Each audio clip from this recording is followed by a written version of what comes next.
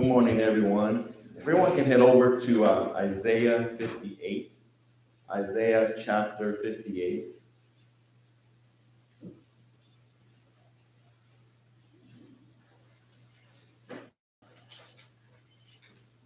And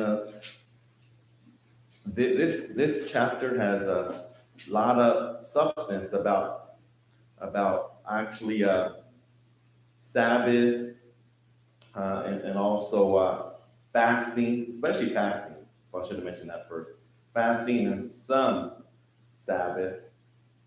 And so this is going to be a very interesting chapter because it's mainly going to talk about the people of Israel before the captivity, people of Israel, and how their condition was, how their condition is still prevailing as far as not listening to God, not being faithful to God. It's still going on as this chapter is going to explain, and how they're abusing as far as the act of fasting. They're actually abusing that. So, but it also has a lot of lessons that we can learn today as well in our church, in church of today. But before we begin, let's go ahead and give a prayer. Father Almighty God in heaven, thank you for everything you have given us today, Father. Thank you for that we're able to be here physically and mentally and spiritually, Father, so that way we can learn more about what you want us to learn, Father, especially about the past faults, the past sins of Israel, so that way we can apply to our lives as far as the new as far as the gospel church, Father, the New Testament church, all that we can apply towards today. Use those principles that were neglected back in the time of Israel, Father, before the time of Jesus Christ. So please help us to pay heed, Father. Please help us to learn as much as can. Help us to in just all information that we can, Father, so that way we can apply to ourselves, to the people around us, and to others in the world, Father. It is in Jesus' name we pray. Amen. Okay, so if we go to Isaiah 58, and it's going to talk about fasting and how people use that. They were not using it for God's purpose. They were using it for their own purposes. They were actually displaying that they were actually meek and humble. Like for instance, they when they were fasting, they were dressing coarse clothing, which is called sackcloth. So it's a very coarse, mainly made of goat hair from a goat, and also ashes. They will actually roll in ashes, like they're mourning. But all that was just a display only. It's not what their heart condition was. It was not their faith in God, because they were still doing all these other things that as far as idols, as far as witchcraft, and all these other things, especially what we discussed last one with what they were doing in chapter 57. So we keep learning more and more about the people of Israel, how unfaithful they were, and we got to make sure that we apply that to ourselves. But we live in a world that also shows a lot of unfaithfulness towards God. Most of the world they don't even go to worship services. They don't even care about giving God his due diligence. And also when it talks about the fasting, it's also going to talk about how God wants us to display godly acts. It doesn't have to be fasting, but he's going to tell us how we can be godly, how we can be faithful. Because guess what? Fasting, does anybody know in the Old Testament, as far as the people of Israel, as far as how many times that God commanded the people of Israel to fast? How many times? Because we all know that they did fast, and that they were commanded to fast, and sometimes they were fasting multiple times in a day, multiple times in a year. So does anybody know how many times actually God commanded the people of Israel, according to the Mosaic law, to fast? But does anyone know? Guess what? He only commanded them to fast just one time. One time. And that was during the Day of Atonement. So all the people of Israel, they were fasting multiple times during the year. So then all the way, so fast forward to the future during Jesus' time with the Pharisees. The Pharisees were actually fasting twice a day, up to 100 times a year. But God only commanded them to just fast once. So let's go ahead and go over this chapter since we know what's going to talk about in this chapter. Okay, so I'm gonna go ahead and read all the verses, and then we'll go back to analyze the verses. There's going to be 14 verses in this chapter. Cry aloud, spare not. Lift up your voice like a trumpet. Tell my people their transgression, in the house of Jacob their sins. Yet they seek me daily and delight to know my ways, as a nation that did righteousness and did not forsake the ordinance of their God. They ask of me the ordinance of justice. They take delight in approaching God. Verse 3. Why have you fasted, they say, and you have not seen? Why have we afflicted our souls, and you take no notice? In fact, in the day of your fast, you find pleasure and exploit all your laborers. Indeed, you fast for strife and debate, and to strike with the fist of wickedness. You will not fast as you do this day, to make your voice heard on high. Verse 5. Is it a fast that I have chosen, a day for a man to afflict his soul? Is it to bow down his head like a bulrush, and to spread out sackcloth and ashes?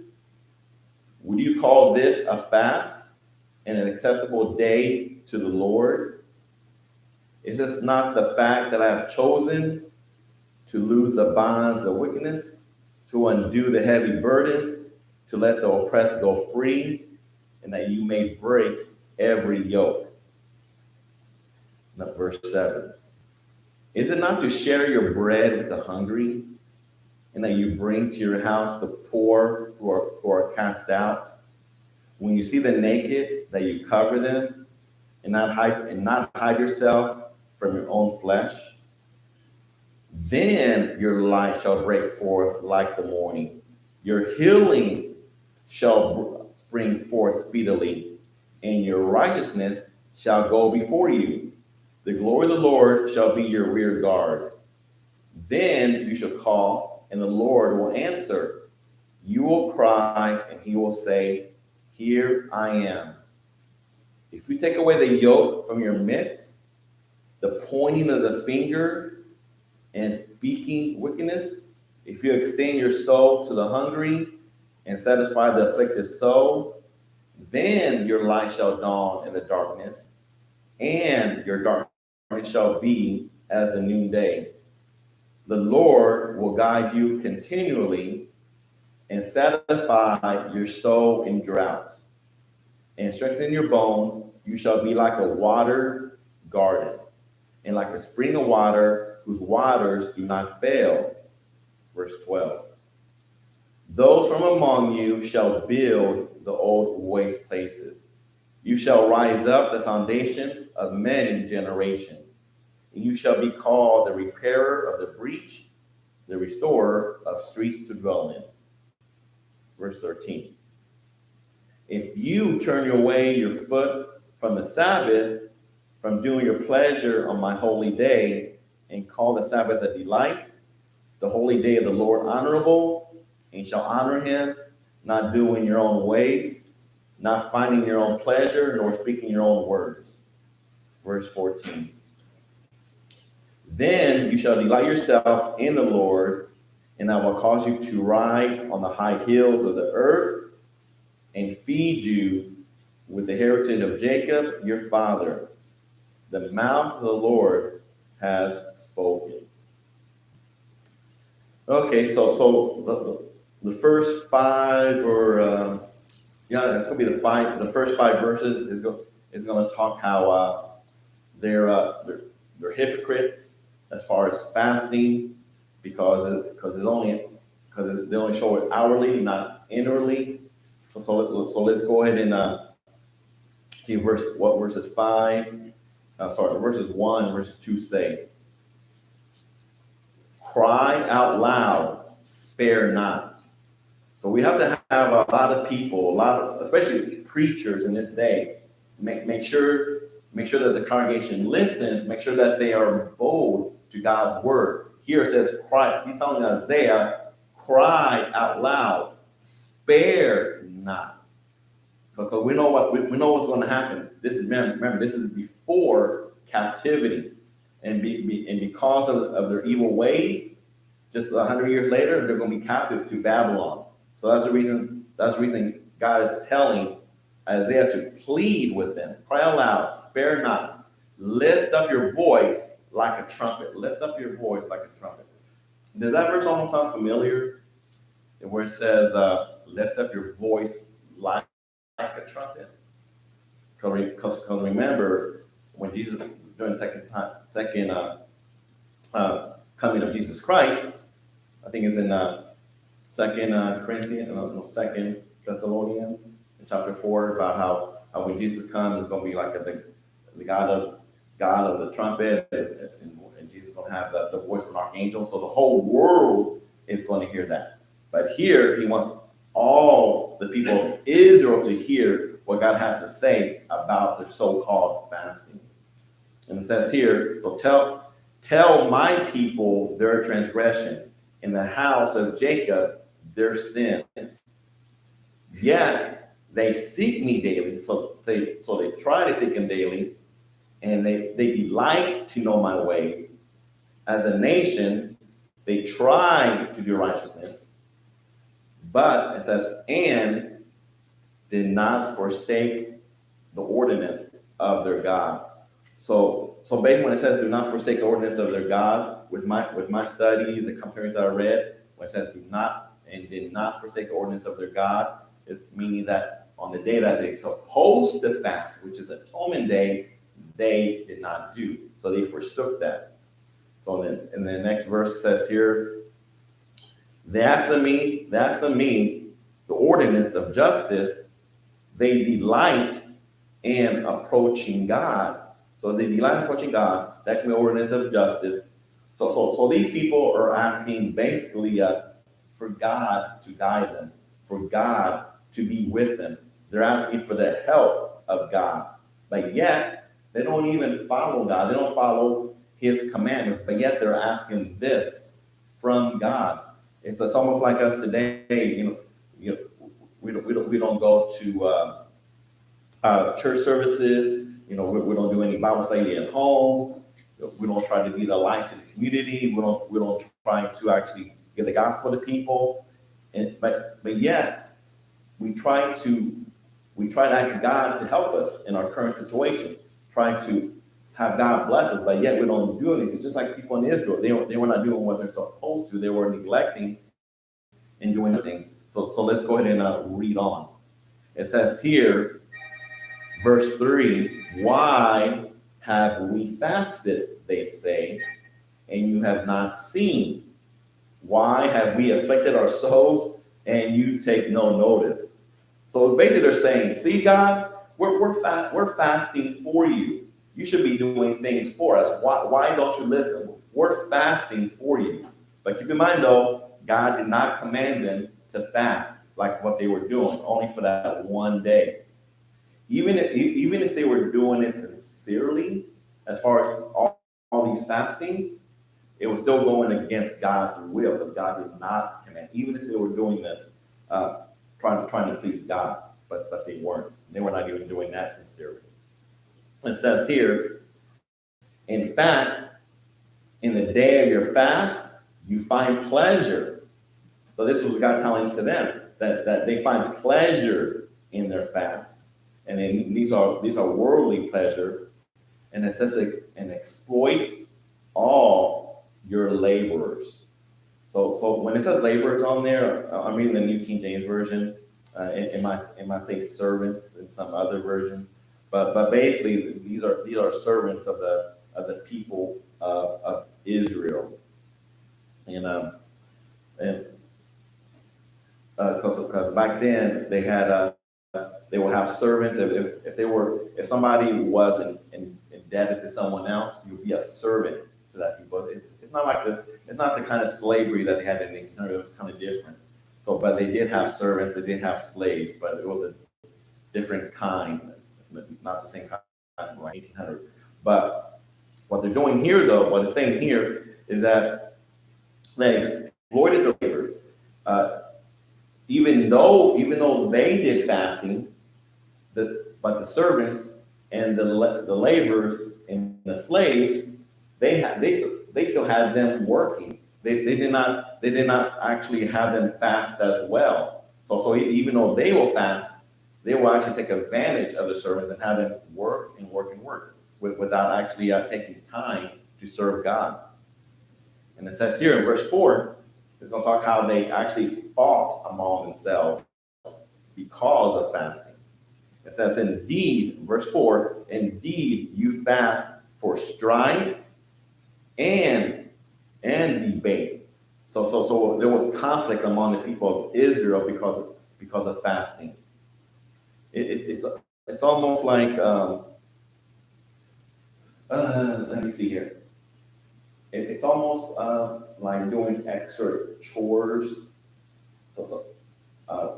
Extra chores. If you're a kid, trying to just trying to make yourself look good for your parents, even though you don't do this out of your heart. So you just do this to make yourself look good, but at the same time, though, because you're doing this to look good, you get angry. You get angry that you're doing this, and it just makes you you think it's a burden, you think it's an extra stress. So that's what these people were thinking. People of Israel, they were doing all these fasts. It was making them grouchy. It was giving them a bad attitude because they were not doing it for the right reasons to begin with. So it says here, continue in verse 4, and to strike with the fist of wickedness. So just another way that they were fighting among themselves physically. And then it says, and then continue with verse 4, you will not fast as you do this day, to make your voice heard on high. So of course, when they were fasting, they will also pray, and they prayed so loudly so other people can hear them to make themselves look good, just like the Pharisees. It was just a show with them. They would just pray so loud, they will fast all the time, but it had nothing to do with God. It had to do with self. And then on verse 5, it says, before I continue to verse 5, any comments, any questions, anybody want to add anything from their own studies? The Lord pointed out in the New Testament with the scribes and Pharisees that when they were fasting, they were just speaking of themselves. And they did it to be seen of men, not of God. That's when God rebuked it. Exactly, right. Yeah, Pharisees should have been doing other godly things that we'll learn later, but yeah, that's true. That is very true. Okay, so then it says here on verse 5, is it a fast that I have chosen, a day for man to afflict his soul? So that's what he's telling. So that's what he's telling. God's telling them is it a fast that I have chosen? But yet, because you chose these fasts, you're afflicting your soul. Is it to bow down his head like a bulrush? And bulrush is it's like one of those tall plants you see in a marsh. You go skating and they just sway back and forth. So that's what it means. Is it to bow down his head like a bulrush, and to spread out sackcloth and ashes? So it was all a show. So they're putting sackcloth and ashes on them. Would you call this a fast, an acceptable day to the Lord? So they were doing all these things as a show. But keep in mind, though, God commanded only one day to fast. So today, are we commanded to do any fast at the New Testament church? Are we commanded to fast? There's something about that. I don't know if it's a commandment or not, but I remember reading something about fasting for something, but I can't remember Yeah, it could be maybe a reference as far as spiritually. You know how the people of Israel, they fasted, so they abstained from food. So it could have, if you've seen something in reference to that in the New Testament, it could be maybe abstain from sin and abstain from your ungodly ways. It could be meant in that way. Maybe it's in the book of Revelation. But I've seen it a little, but I don't know the exact verse. Okay, so it says here then, okay, so now let's continue with verse 6. So it's going to talk about things that they should be doing instead of doing all this fasting stuff, except for that one day when they got to fast. But they're going to talk about other things they should be doing, which they're not. So in verse 6, is this not the fast that I have chosen to loose the bonds of wickedness, to undo the heavy burdens, to let the oppressed go free, and that you break every yoke? So this is basically stating that you should loose those bonds of the servants that you do have, to undo the heavy burdens of your servants. Some versions do use slaves as well, to undo those heavy burdens, to even let them go. It says here to let the oppressed go free, and then you break every yoke. So here, of course, yoke just means that it means lift up the burdens. In this case, it means lift up the burdens of the oppressed people. So and a lot of times when you're serving back then, you're oppressed. So yoke means to lift the burdens of the oppressed. So that's one thing that God wanted them to do, as far as if they want to be godly people. And then it's going to mention some more things that they can do to show godliness, to show faithfulness to God. So in verse 7, it says, is it not to share your bread with the hungry, and that you bring to your house the poor who are cast out? When you see the naked, that you cover them, and not hide yourself from your own flesh. So basically, saying to you can do other things like feed the hungry, and also to make sure you can invite some people that are in need to your home as well. Maybe to clothe them, to give them food, basically to help the poor.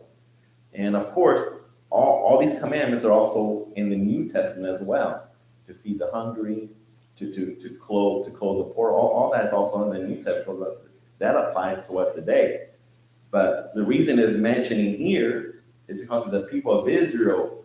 They were not even doing that. They're being hypocritical and fasting, but not fasting in a godly way. They were not even doing these things. But God said, if you do these things, then that will be pleasing to me. And then verse 8 is going to talk about how it will be pleasing to Him. It says then, verse 8, then your light shall break forth like the morning, your healing shall spring forth speedily, and your righteousness shall go before you. The glory of the Lord shall be your rear guard. So basically it's saying that if you follow, God's saying, if you follow my commandments, if you follow me, you'll be like a light that basically breaks into the morning, like break to the morning. Because I was even studying this when it was still dark, and I was looking out through my shades, and I see a little bit of daylight coming more and more. So this is what it's saying.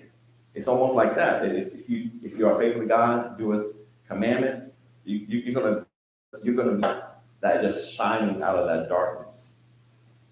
And then it says your righteousness shall go before you, and basically that's going to be the righteousness of God, the righteousness of Jesus Christ. Because we're not righteous without God and Jesus. So it says your righteousness shall go before you. That means God will go before you. The glory of the Lord shall be your rear guard. So all that means is that God will be with you. He will guide your ways.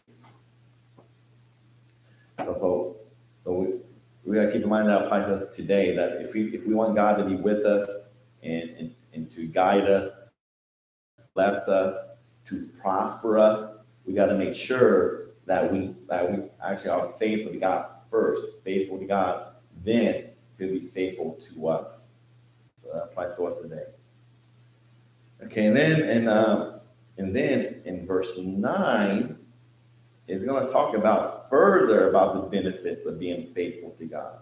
That applies not only to the people of Israel, but today. So verse 9. Then you shall call, and the Lord will answer. So the Lord will answer. You shall cry, and he will say, God will say, here I am. If you take away the yoke from your midst, the pointing of the finger, and speaking wickedness. So God, again, He will answer you if of course, when we pray to God, He'll probably answer it in a way that you're not expecting it. But at the same time, though, if you're faithful and godly, He will be with you. If you call out to Him, He'll answer you. He knows what you need, and he'll be glad to do things that you need as long as you're faithful to Him. But guess what? He will not even answer you. He will actually separate Himself from you. We're going to learn that in Isaiah 59, the next chapter. Isaiah 59 is one of those chapters in Isaiah that everybody knows. It's very popular, where it says that your sins separate you from God. So we're going to learn that in the next chapter. So, but here it's stating here that God will be with you if you're faithful to Him. He will answer you. So that's what it says here. You shall cry, and He will say, here I am.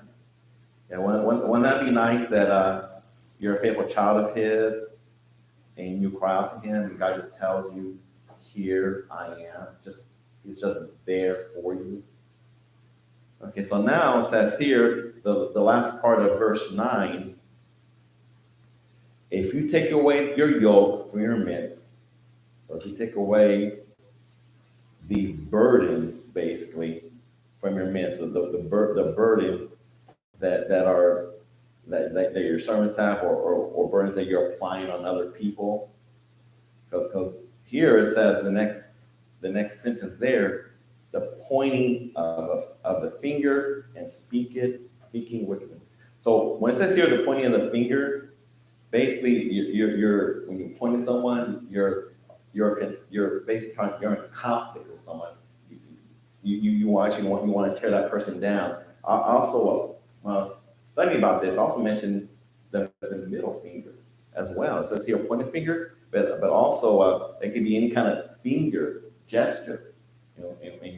When you see somebody using the middle finger, that means that to put it mildly, that means that person despises another person, which is totally ungodly. We should not even be despising anyone else. Because if somebody treats you badly,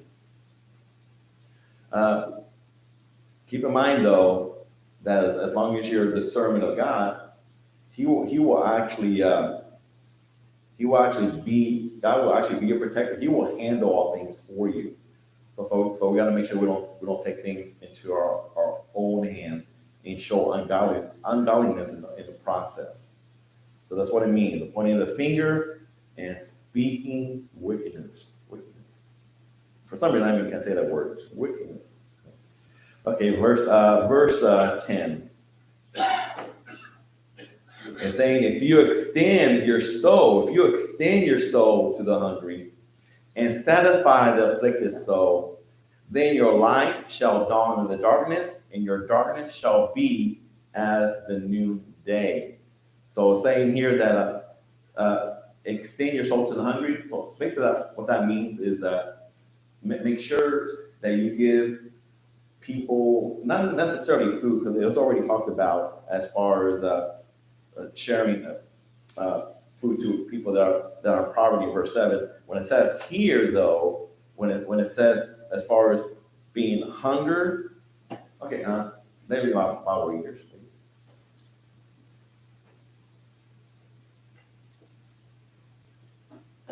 Thank you. Okay, so let's see here. Okay, so when it says here in verse 10, if you extend your soul to the hungry, so basically this means giving when you give encouragement to others, when you're basically there for someone when they're in affliction, just be there for someone when they're afflicted, like when if somebody passed away, be there for them. If somebody has a dire sickness or an illness, be there for them. Almost to the point that it's happening to you. So that way you know how to treat that person, how to be there for that person, because that's what it means when it says when somebody's afflicted in their. If you extend yourself to the hungry and you satisfy the afflicted soul, because guess what? When you help somebody that's afflicted, you're actually helping yourself as well. So you're helping yourself to be stronger spiritually. So that will help you as well too. And it says there, then your light shall dawn in the darkness. So you're going to be a light in the darkness, and your darkness shall be as the noonday. Your darkness. I found that interesting. It says, "In your darkness shall be as the noonday." Because we know the noonday is probably the brightest part of the day. But our darkness, is basically our sinful selves. Keep in mind though that all of us have sinned. When we become accountable, we have sinned. So we are all dark. But if we do these things, we will show our light as the noonday. Okay, any questions, comments? Okay, so let's continue, because now it's going to be other blessings that God will be with you. So verse 11, so if you do these things, the Lord will guide you continually and satisfy your soul in drought, strengthen your bones, and you should be like a watered garden and like a spring of water whose waters do not fail. So basically, it's saying here, not only will God guide you in this life, but in the next life as well, in heaven. So when it says He will strengthen your bones, actually God can, through His providence, He can give you better health. He can have you live longer. But that's all through His providence. That's all based on His knowledge, His reasoning, because His reasonings are higher than ours. Like we mentioned last week, we mentioned that good people die early. So it's almost contrasting to what's stated here. If I do these things, then God's supposed to give me better health, a longer life. But only God knows, as far as His children is concerned, rather He will have the pleasure of taking you away from here, this afflicted world, to a better place, or keeping you here to serve His purpose in a longer life. So all all that understanding is beyond our understanding. So we just got to make sure that we're faithful either way. Either if we're taking early from this life, or we're going to be here later in this life. So that's all up to God. We just got to make sure that we're faithful to Him. Okay, and it says here that, and then verse 12, those from among you shall build the old waste places. You shall rise up foundations of many generations. You shall be called the repairer of the breach, the restorer of streets to dwell in. And guess what? Most things never happen. It says, those from among you shall build, because he's talking to the people of Israel here. So those from among you shall build old waste places, and shall rise up foundation of many generations.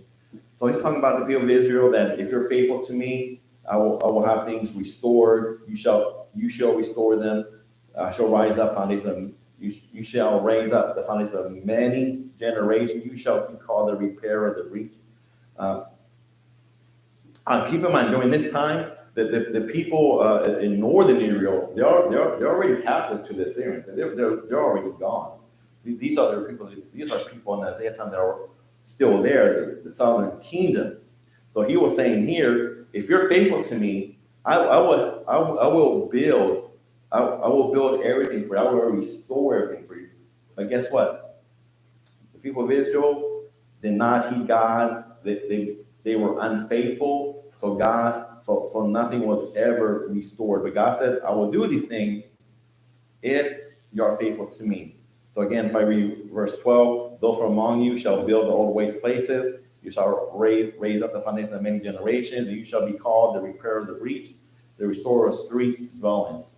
So, and yet too bad they did not heed to those instructions, to those blessings that God would have gave them. Like I said, 100 years later, they became captive to that one. Okay, so now verse 13 is going to talk about Sabbath now. Verse 13 and verse 14. It's going to talk about the Sabbath. So it says, if you turn away your foot from the Sabbath, from doing your pleasure my holy day, and call the Sabbath a delight, the holy day of the Lord honorable, and shall honor him, not going your own ways, not finding your own pleasure, not speaking your own words. So basically, what the people of Israel were doing on Sabbath, they were doing a lot of recreation. They were doing a lot of things that were pleasurable to them, and not even thinking about God on Sabbath, not even keeping Sabbath. They were doing other things. That they were going on trips to other cities on the day of the Sabbath. Sometimes these trips can take the whole day to go somewhere. So basically, they were just thinking about themselves. It says doing things their own ways. They were finding their own pleasure. They were speaking their own words. So they were doing everything just to please themselves. And God said, if you turn away from these things and keep the Sabbath, and because there's things that people actually I see over the years that people forsake going to church services because of sports and also either their children participating in sports on a Sunday or watching sports on a Sunday. And NFL's a big one. I'm an NFL fan, but I will watch that in time other than church services. So basically talking about these things to make sure that you keep the Sabbath and do not do other things. So keep God first. Always keep God first, because it is a command for us as well that we have to actually keep the Lord's day. And of course, the Lord's day is the first day of the week. And now I find, I'm just trying to have that 2 more minutes. Now I find why some people are so confused about Sabbath. Even in some denominations, other denominations where they told that we have to keep the Sabbath because they're being confused. Because I heard a comment that there's some people out there saying that the Lord's Day, the first day of the week, is actually a Christian Sabbath, a Christian Sabbath. So when a lot of people, when we say that, oh, you cannot keep the Sabbath, so what do you mean? We still got to keep the Sabbath, because they're being confused. They're confusing that with the Lord's Day, because there's some people out there that are saying that that's a Christian Sabbath. So just keep in mind, though, that's the reason they're being confused, because they call it the Lord's Day, the first day of the week, a Christian Sabbath. So I found that interesting. Okay, then in verse 14, I got one more minute left. Then you shall delight yourself in the Lord, and I will cause you to ride on high hills of the earth, and I will feed you with the heritage, or I will give you the inheritance of Jacob your father. The mouth of the Lord has spoken. So all these things that saying that God has spoken, as long as you follow me and my commandments, I will be with you. I will do these things for you. I will listen to you. I will be there when you need me. So any questions, comments? Okay, so 59 is going to be a big one. So it's going to be 20 verses, but yeah, that's like I said, that's the one where it says but your iniquities have separated you from God, and your sins have hidden His face from you. So we'll discuss that next week. Thank you for everyone's attention.